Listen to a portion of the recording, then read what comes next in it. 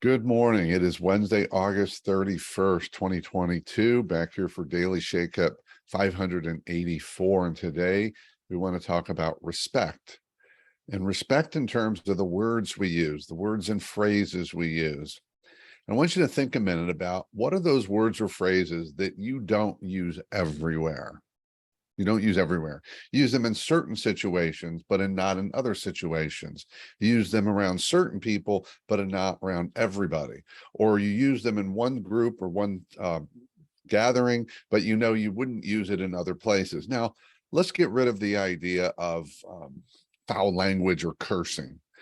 That's another story. I just want to talk about words or phrases that you just know have meanings that maybe aren't the meanings you really intend in every situation.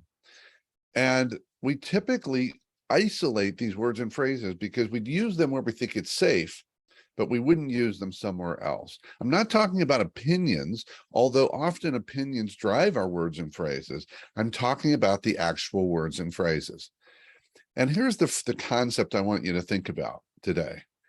I'll just refer to it as a principle, and that is this. When it comes to words and phrases, if you wouldn't say it everywhere, don't say it anywhere. Let me offer that again. If you wouldn't say it everywhere, don't say it anywhere. Let me give you one example. There's a word that I hear regularly, and I kind of go, man, that doesn't feel right to me. It doesn't feel respectful.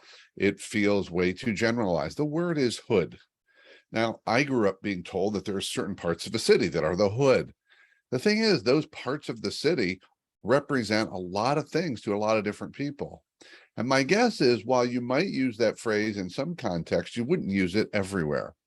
That falls into the principle. If you wouldn't say it everywhere, don't say it anywhere. It has derogatory, disrespectful meaning. And even if that's not what you mean, what matters most is how it impacts others. And that's part of this. This is part of our leadership, is to take responsibility for the impact we have on each other and other people and the people around us, the people we work with, the people we serve, and to care about that impact. So we are thoughtful about our words and phrases. I recently led a multicultural training session, two, in fact. The purpose was pretty general: to enhance awareness around differences and to offer some tools for being more inclusive and to limit our unintended impacts. One core foundation is what we talked about today, is that respect. Respect is this river that runs through building more inclusive and safer workplaces, relationships, and communities.